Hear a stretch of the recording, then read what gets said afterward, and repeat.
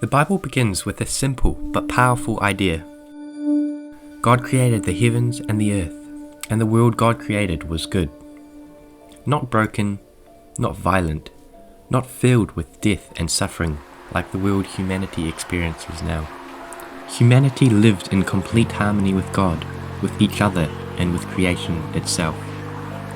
And so, God creates Adam and Eve and places them in the Garden of Eden, a place of peace, no shame, no suffering, and no death. Humanity walked with God. However, the story changes quickly because God gives humanity one command. This command was, do not eat from the tree of the knowledge of good and evil. And this command was really about trust. Would humanity trust God to define good and evil? Or would humans decide that for themselves? And so, the serpent enters the story.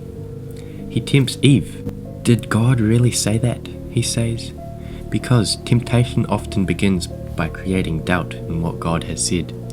And the serpent promises something powerful, very powerful.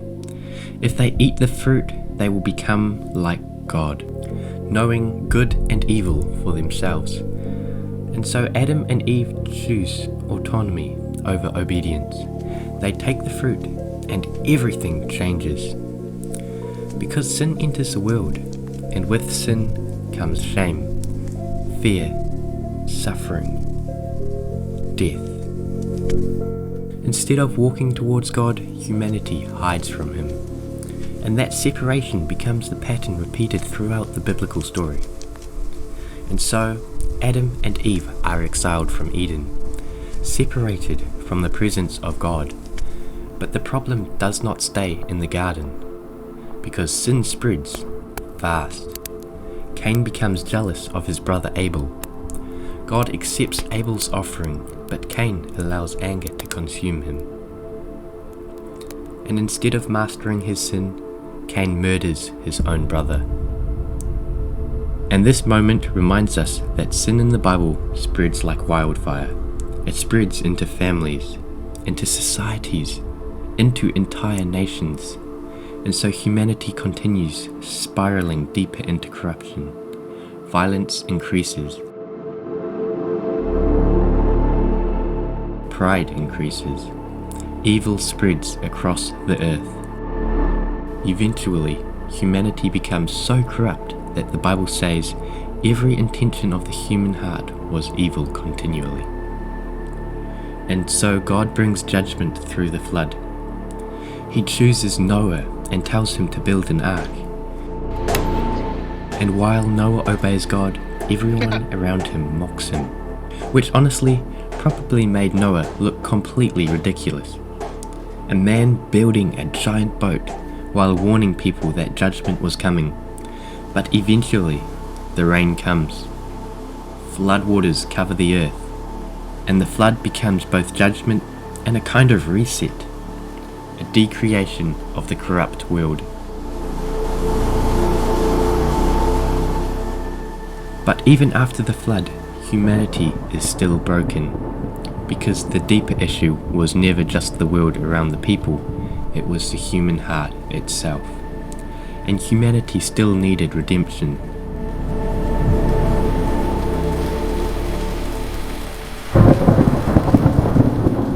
Generations later, God forms a covenant with Israel. At Mount Sinai, God gives Moses the 10 Commandments, and these laws reveal what holiness looks like. Do not murder. Do not steal. Do not worship false gods. And the law reveals something important. Humanity cannot perfectly live up to God's holiness, because the clearer the standard becomes, the clearer human failure becomes. And because God is holy and just, sin requires judgment. But at the same time, God shows mercy. Instead of the sinner dying immediately, a substitute could die in their place. And so animals were sacrificed. A lamb would die so the sinner could live. And these sacrifices reminded people that forgiveness is costly. But they also pointed towards something greater still to come, because animal sacrifices could never fully remove sin, And even with God's law, Israel continues to rebel. They worship idols, they ignore God's commands, and they reject the prophets sent to warn them. Matter of fact, the people repeatedly promise to obey God and then almost immediately fail again. And so eventually, judgment comes once more. Jerusalem is destroyed, the temple burns, and God's people are taken into exile. Everything they trusted in is stripped away. But even in judgment, God promises hope. He promises restoration. He promises that one day a rescuer will come. And then Jesus arrives, not as a conquering military king, not surrounded by armies, but born into humanity. And Jesus begins healing the sick, forgiving sinners, raising the dead, and revealing what God is truly like. But humanity rejects him too. Jesus is arrested, beaten, and crucified.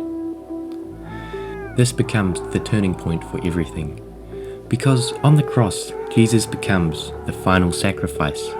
The punishment humanity deserved is placed upon him.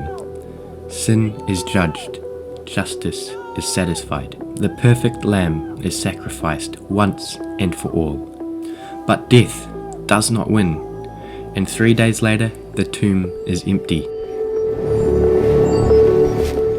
Jesus rises from the dead, and through him, reconciliation with God becomes possible again.